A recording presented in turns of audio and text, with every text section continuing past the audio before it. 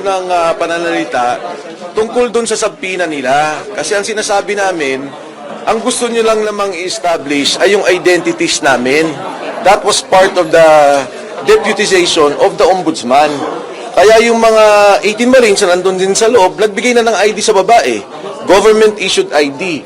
Pati yung serial number, hawak na Attorney Levy Baligod. Ngayon, in my case, in particular, ang sabi nga ng abogado ko, sabi niya, ano ba yung ano yung ini-establish ninyo? Eh, nandito naman si Mike. So, hindi niyo ba kilala? Kung kilala niyo naman, okay na.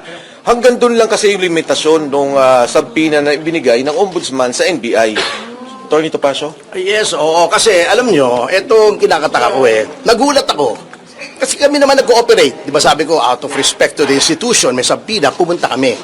Ang gusto po nilang gawin, ibukod ng isa-isa sa kanya-kanyang mga kwarto ang bawat isang subject ng subpoena at tanungin.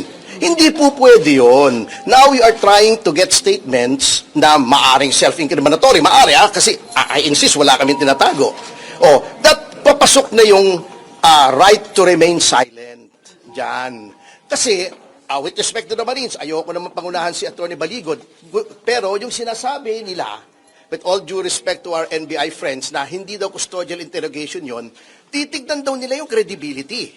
Kung sabihin nila hindi credible, is that not a crime of perjury na sasabihin nila? Di ba? Kaya very suspicious po ito and very alarming itong ginagawa nila. Na isasabihin na nila, i-interviewin nila isa-isa. Alam naman nila, isa lang ang abogado ng 18. Sabi ko nga sa kanila, ano bang partisipasyon ng aking kliyente? He was not mentioned in the subpoena. Hindi naman siya inirereklamo. Sabi ko, kung talagang gusto nyo mag-imbestiga, bakit hindi nyo ipatawag? Yung itinuturo, ba't yung nagtuturo ang ipinatatawag nyo? At i-interviewin nyo isa-isa para bang sila gumawa ng krimen? Hindi po tama ito. This is a form of harassment, intimidation, and it intends to send a chilling effect to those na gustong magtestigo pa na kapag kayo nagtestigo, itong gagawin sa inyo. I-interviewin kayo, patatawag kayo, imbestigahan kayo na para bagang kayo na yung kriminal. Ang assertion ko kanina, ang sinasabi ko sa kanila, of course, sinasabi nga namin yung NBI ay isang respetadong institusyon at kami nananalig sa NBI. Pero ang tanong ko, kung ini-establish lang yung identity ng mga tao, de-establish nila. Kasi kung tatanungin nila yung mga tao, sabi nila kasi hindi, may karapatan kaming imbestigahan yung iba pang labas doon sa deputization. Sabi ko nga, non-crime to Wala namang kaso itong mga taong to. Now, if you insist that there is a crime, dapat imbestigahan yung tinuturo nila sa affidavit dahil yun yung krimen. Di ba dalawa yung investigasyon na ginawa ng NBI dati, yung Napoles case at saka yung PhilHealth scam. So if that is the case, ipatawag nila yung tinuturo. Attorney Topacio also insisted on that. Sabi ko nga, kung magsasabi kayo ng tama at oo, na ipapatawag nyo si Sandro Marcos, ipapatawag nyo si Speaker Martin Romualdez, ipapatawag nyo si Pangulong Bongbong Marcos na nabanggit dun sa affidavit, yan, papayag kami sa totohanan at kabuwang investigasyon. Pero kung iimbestigahan yung mga tao na nagsalita, anong krimen doon? Anong krimen ang nagawa nila? At anong krimen para imbestigahan ng NBI? Compare with your indulgence, hindi po ba ang proseso po ng investigasyon, normally po pag may nagreklamo, kinukuha mo muna yung facts, lahat ng nagreklamo. Correct. After that, yung po mga inaakusahan yung susunod po ipapatawag. Correct. Dito po sa NBI. Correct. Would you agree na ito po yung preliminary step na gustong gawin ng NBI? So pagka ako pala nag-file sa korte, pag nag-file pala ako sa korte, tatanungin muna ng piskal, sino ka ba? May kaso ka ba? Ikaw ba ay kriminal? Ikaw ba ay kung saan ka nanggaling? Sino nagpopondo sa'yo? Hindi naman tatanong ng piskal yun Di ba? Sa investigasyon niya Ang iimbestigahan niya yung krimen na sinasabi ko. Ngayon, batay doon sa krimen, yung mga kalaban, yung mga inakusahan na tumanggap ng pera, sila magsabi na ito walang kredibilidad, ito hindi totoo, ito hindi totoo. But for us to be investigated initially by the investigative body, yun ang mali. Kami na bigla ang may kasalanan. Nag-file ka sa piskal, nagreklamo ka, sinabi mo yung katotohanan sa pagnanakaw dito sa gobyerno, pagkatapos ikaw inimbestigahan, parang hindi ata tama. Excuse me lang, sasagutin ko si John, from a legal standpoint. Ganito po yung sinasabi mong proseso, ganito yung sinasabi pong proseso kasi. You file a complaint. Nag-aalledge ka ng mga krimen doon. Since that is an affidavit, meaning to say it is under oath, at nung isang araw pumunta rito yung notaryo, at napatunayan niya, siya ay tunay na abogado, siya ay notaryo at humarap sa kanya yung 18 na mga nagsagawa ng affidavit. That entitles the affidavit to full faith and credit upon its face. Ano pong ibig sabihin yan? Kung walang kokontra dyan, yan na ang totoo. Sino ang dapat kumontra dyan? Yun bang piskal o yung NBI? Hindi po. Yung binabanggit. Ikaw ang magdefensa. Ikaw ang magsabi, bakit hindi totoo itong sinasabi? Ito ay hindi totoo. Ito kasinungalingan. Ito, walang katotohanan nito. Bakit sila ang nag-establish kung meron o walang katotohanan? Again, an affidavit duly sworn before a notary public is entitled to full faith and credit upon its face. Paniwalaan mo muna yan. Patawag mo muna yung kabila. Pag napatunayan ng kabila na walang katotohanan, saka mo i-dismiss. Hindi yung ikaw ang bubusisiin mo yung complaint. Hindi po ganun yun. Kamakailan lamang ay napanood natin ang debate sa Senado ni Senator Ping Lacson at ni Senator Marcoleta. Sinong nanalo? Sinong natalo? Ano ang mga nabantad sa ating lahat bilang mga Pilipino nang dahil sa debate na ito? Ito po muli si Attorney Mike Operario at pag-usapan natin yan. Nung pinapanood ko itong debate na ito, naalala ko yung isang video na ginawa ko na nag-viral yung tungkol sa Kuratong Baleleng involving Senator Ping Lacson. At sinabi ko doon na never na binoto ko si Ping Lacson because of what I learned and what I knew then of his participation or yung naging involvement nila dito sa Kuratong Baleleng. And I did that video because I knew exactly kung saan papunta itong investigasyon na ito ng Blue Ribbon Committee, na kung saan siya ang bagong upo noon na Blue Ribbon Committee chairman. I knew that somehow kung ano yung trajectory na nangyari doon ng investigasyon na nangyari doon sa kaso ng Kuratong Baleleng ay posibleng maulit dito sa pag-iimbestiga nito sa flood control. At hindi naman ako nagkamali. You see, I never bought this propaganda about Ping Lacson as being Mr. Clean. Others siguro sasakyan yan, but not me. I know too much about the past. Maloloko pa ako sa ganyang sitwasyon. I knew exactly when Ping Lacson was brought there sa Blue Ribbon Committee, he was supposed to perform a task, and that is not to get to the bottom of to get to the truth. The task is to evade the truth. Sa aking pong pananaw, sa aking opinion, sa aking sapantaha, naging malinaw para sa akin na ang Blue Ribbon Committee ay hindi naghahanap ng katotohanan. Mapansin ninyo, ang unang pagpasok ni Ping Lacson, even ni Tito Soto, was brought about by the revelation ng mga diskaya. Pagkatapos magsalita ng mga diskaya, nung umaga, pagdating ng hapon, si Ping Lacson na ang Blue Ribbon Committee at chair, at si Tito Soto na ang Senate President. And things turned so wildly, tungkol sa investigasyon dito sa flood control. Pagkatapos na sila ay si Marcoleta ay napalitan. At sa debate kahapon, nakita ko maraming mga bagay na pinupunto si Senator Marcoleta na hindi niya masagot. Lalo na yung kanyang tumungo ang diskusyon tungkol sa mga bersamin, na ang ipinipilit ni Ping Lacson ay hindi naman daw binanggit si Bersamin doon sa affidavit nila Bernardo or kahit doon sa transcript. But the important thing is, siya mismo ang nagbanggit kay Bersamin. Nung tumutungo na ang investigasyon kay Bersamin, kay Pangandaman, at nasa pintuan na ng Malacanang, ito paghingi ng mga kickback, siya mismo ang nagsabi may personal siyang kaalaman, as if may personal nga siyang kaalaman. Tapos later on, it was revealed na yung palang alam niya ay nanggaling lang din kay Yusek Bernardo. At ikinuwento lang ito ni Bernardo sa kanya. At siya nagsasabi, ginamit lang daw nila Bersamin ang pangalan ng presidente para makakuha ng mga komisyon at he can vouch daw. He can vouch. Ibig sabihin, nanunumpa siya na walang kinalaman ng presidente dito. Bakit ka nanunumpa para sa presidente? You're the Blue Ribbon Committee chairman. And yet, you are shamelessly defending the president on this matter. Even before makarating pa sa pintuan niya, ikaw na ang nauuna. Ikaw na yung naging bantay ng Pangulo instead na bantay ng taong bayan. At dito sa mga pagpipilit niya na pirmahan muna daw nila Senator Marcoleta yung partial committee report, bago imbitahan yung iba pang mga testigo, ay nagulat si Senator Marcoleta, tinanong siya, seryoso ka ba? Because why will you sign a partial committee report? Kailangan mo dyan yung kumpletong detalye. What if your partial committee report contradicts the evidence that we presented later? Paano yung 18 na mga marino?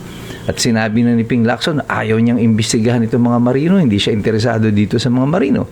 Bakit? Well, kasi kasama siya sa binanggit ng 18 Marines. Ang Blue Ribbon Committee daw ay para lang sa katotohanan at hindi daw para sa pagpapalawig ng kasinungalingan. Kung totoo yun, tama si Senator Marcoleta. Kung para ka sa katotohanan, bakit hindi mo pinatawag ang mga Bersamin? Bakit hindi mo pinatawag si Mina Pangandaman? Gayong ikaw mismo nagsasabi na may pananagutan ang mga ito. At parang tila may personal kang kaalaman tungkol dito. Malinaw dito, pag ang istorya ay patungo na sa pintuan ng Malacanang, si Senator Ping Lacson ay tumitigil. At sa kanyang pagbirada kay Senator Marcoleta, binabalik niya yung usapin sa pro-China daw, si Senator Marcoleta, siya ay pro-Diskaya. Ang gusto niyang protektahan ay ang mga Diskaya. Well, as of today, ang malinaw dito, si Senator Tito Soto at saka si Ping Lacson, they are the designated protectors of the President in the Senate. Kaya yung Blue Ribbon Committee hanggang ngayon, walang lumalabas kasi ang gusto niya partial lang. Matapos lang para may ma-report lang siya and the rest, ibabaon na lang yan sa limot.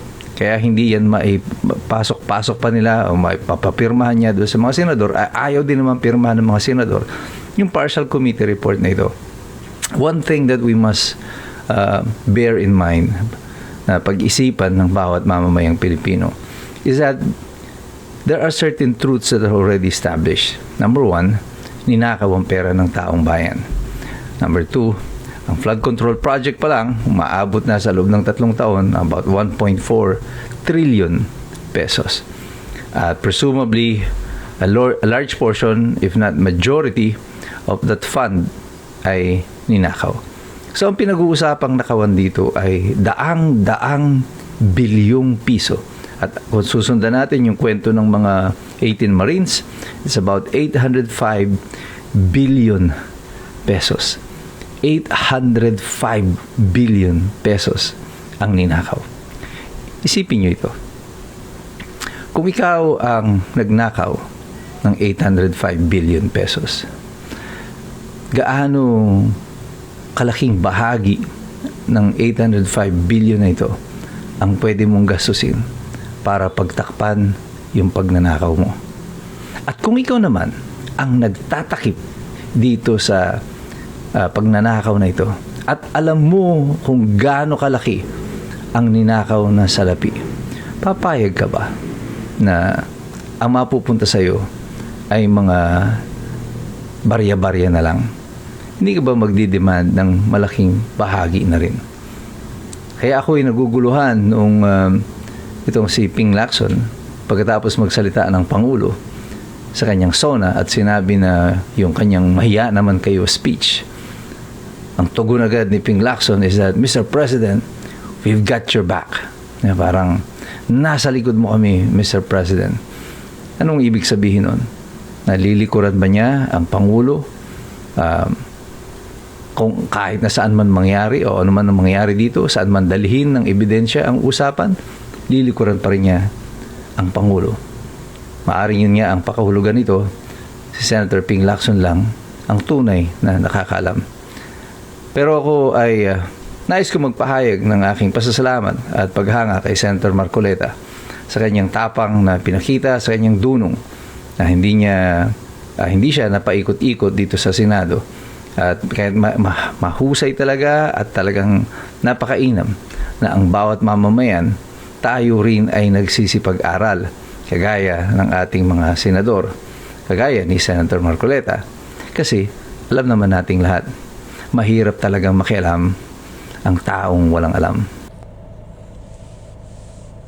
Kamakailan lamang nakareceive po tayo ng isang request from one of our followers. Nagmuha daw tayo ng video ukol sa isinampang complaint ng 18 Marines sa Office of the Ombudsman. Ang kaugnayan nito doon sa mga huling pahayag ni Ombudsman na tila ba dinidiscredit niya na ang salaysay ng mga Marines. At ano ang relasyon nito doon sa ICC investigation na naganap dito sa Pilipinas sa may partisipasyon ni Boying Remulla. Ito po muli si Attorney Michael Perario, pag-usapan natin yan. Kamakailan lamang nga ay formal lang isinampa ng mga 18 Marines sa Office of the Ombudsman ang kanilang affidavit na naglalaman ng mga ebidensya at reklamo ukol dito sa pagdidistribute ng mga mali-malitang mga pera. At parang kahapon lamang lumabas itong si Boying Remulla sa isang press conference. At ang kanyang sinasabi ay itong mga nagrereklamo na ito ay nagkikreate lamang ng political tipping point. In other words, na parang they're here for destabilization. Now, that statement of Boying Remulla is very strange kasi the complaint is still pending before him. Wala pa nga siyang disposition. Ang sinabi lang niya, inutusan daw niya si Attorney Baligod na mag-file ng 18 hiwa-hiwalay na affidavit. At I don't know kung formal niyang ginawa yon through an order o ginawa lang niya yan sa pamamagitan ng press conference. Kasi si Boying parang ang hilig niya sa ganito. Wala pa siyang formal order na uuna yung press conference niya. Pero maganda gumawa siya ng formal order kasi magandang makita kung ano magiging justification niya for saying this. Because it is not necessary na magkaroon ng hiwa-hiwalay na affidavit para dyan. Kasi it is already contained in the affidavit at doon sa affidavit na nabasa ko, affidavit ng mga 18 Marines, kahit na iisang affidavit dito, it was divided in parts at malinaw naman mababasa mo doon kung kaninong statement yung nakapartikular doon sa mga bilang ng talata na meron doon. So hindi ka malilito kung kani-kanino yung statement na naroroon. Sa aking sapantaha, bakit kailangan paghiwa-hiwalayan yung affidavit? Una, wala silang masabi kung paano madidelay itong pag-action nila dito sa complaint ng 18 Marines na ito. Ikalawa, mas madaling ma-discredit itong 18 Marines o maisa-isa sila. Kung halimbawa aayusin mo itong mga witnesses nito ng hiwa-hiwalay, mas madali kung hiwa-hiwalay ang affidavit nila. Unlike kung ito ay contained in one single affidavit, then mahirap na isa-isahin na ayusin sila o magkawala itong mga testigo na ito because their statement is still contained in the affidavit. Now, kailangan ba talaga mag-execute ka ng hiwa-hiwalay na affidavit? There is nothing under the rules na kailangan mong gawin yun. As a matter of fact, the Ombudsman can even act motu proprio on its own, conduct a fact-finding investigation, or act on a anonymous complaint. Ang requirement lang sa anonymous complaint, dapat mayroong verifiable allegations or facts or evidence na kasama noong anonymous complaint. Itong affidavit na to, hindi ito anonymous. It is signed and subscribed by the witnesses that are there. May attachment ng mga pictures, kompleto sila ng ebidensya. So these are verifiable evidence. So walang basihan yung sinasabi ni Boying Remulla na kailangan ay 18 affidavit pa. At kung siya ay nag-iimbestiga na at this matter is already before him, why did he make a statement discrediting itong affidavit ng mga witnesses na ito, ng mga complainants, yung 18 Marines? Bakit sinasabi na niya na there are people behind them at that they are trying to create a political tipping point? By doing so, ay halos dinismiss niya na yung reklamo. At ngayon, binaliktad niya na yung sitwasyon. Sabi niya, alam na daw niya kung sino mga behind dito at ano ang kanilang purpose at pag-iimbestigahan na lang niya. So, ang nangyari pala ngayon dito sa Ombudsman, hindi na yung aligasyon ng mga marino ang iniimbestigahan. Ang iniimbestigahan na yung mga marino, yung mga testigo. Merong krimen na naganap at merong mga testigo at ngayon ang inimbestigahan mo yung mga testigo, hindi yung krimen. So, noon ko pa sinasabi ito that the ombudsman apparently seems to be confused as to what role they are supposed to perform. Parang nalimutan na yata ni ombudsman na the office of the ombudsman is an independent body, separate from the office of the president, from the executive department. Pero ang kilos ng office of the ombudsman ngayon ay para siyang tagasalag na for the office of the president. Basta mai-involve ang office of the president, ang ombudsman agad ang nandoon. Hindi mo na nga maramdaman yung Secretary of Justice Parang si ombudsman na rin ang umaakto ng pareho na papel. Parang naging dekorasyon na lamang yung Department Secretary ng Department of Justice. Now, kapag ang ombudsman is on its face, kita mo na agad na hindi pa nag-uumpisa yung investigasyon, may determination na siya, then due process is already denied this complainant because it would appear that the office of the ombudsman is no longer an impartial body dahil meron na siyang conclusion agad at alam na natin kung ano ang magiging ending nito. Isa pa, dito sa complaint na ito, nabanggit ang pangalan ni Ombudsman Remulla. At yun nga yung sinasabi ko noon, paano ngayon ito? Kasama siya doon sa binabanggit doon. Alam nga namang sabihin niya, siyempre totoo yan. Although inamin niya recently na totoo daw yung aligasyon doon sa complaint na nag-participate siya doon sa ICC meeting. At yan ang sinasabi pa niya na kaya daw siya fair. Dahil kung hindi daw siya fair, bakit niya aaminin yun? Well, apparently, mukhang kaya niya inamin yun dahil hindi pa sila nagkakaintindihan ni Trillanes o di sila nag-uusap ni Trillanes sa kanilang script. Because Trillanes denied that there was such a meeting. And Boying Remulla claimed that there is. So, sino sa kanila ni Trillanes na nagsisinungaling? Si Trillanes ba o siya? O pareho sila nagsisinungaling? But here is one thing that everyone must remember and consider. Nung investigasyon sa Senado, tinanong ni Amy Marcos si Boying Remulla regarding the relationship with the ICC and their cooperation. At sinabi niya, they never cooperated with the ICC, they never extended help to the ICC, and that their dealing with the ICC is always at arm's length. Medyo may distansya. Ibig sabihin, parang hindi sila kailanman naging close with the ICC. But now he is admitting that yung previous statement niya in the Senate, which was, I can't remember if he gave that in open court. Nonetheless, he is duty-bound as secretary to tell the truth to the Senate. Malinaw ngayon na doon sa investigasyon sa Senado, nagsinungaling si Boying Remulla. And here is our situation right now. We have an ombudsman na tuwang-tuwa pa or very proud with the fact na siya ay nagsinungaling.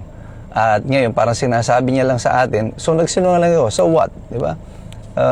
That happens. At tinatanong nga siya noon tungkol doon sa kanyang cooperation sa ICC. Sabi niya noon, noong 2022, 2023, earlier part of 2023, hindi sila makiko-cooperate sa ICC. And then bigla silang nakiko-cooperate. And ngayon, inaamin niya siya ay nakipag-meeting. So noon pa lang nagsisinungaling na siya at nagsisinungaling siya until today. So, paano natin siya paniniwalaan kung openly ay sinasabi niya, oo, sinungaling ako, and then so what? Diba? Nagsinungaling ako. And this is the type of government that we are facing right now. Mayroong gobyernong na parang kahit na mali sila, wala tayong magagawa. We just have our a problem right now na hindi na maalaman ngayon ng mga 18 Marines saan ba sila pupunta? Saan sila tutungo ngayon?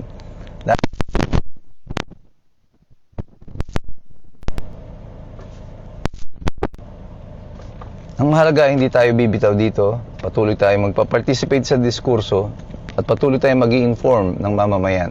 Kasi alam nating lahat, mahirap makialam ang taong walang alam. God bless you, God bless us all. Mabuhay ang Republika ng Pilipinas.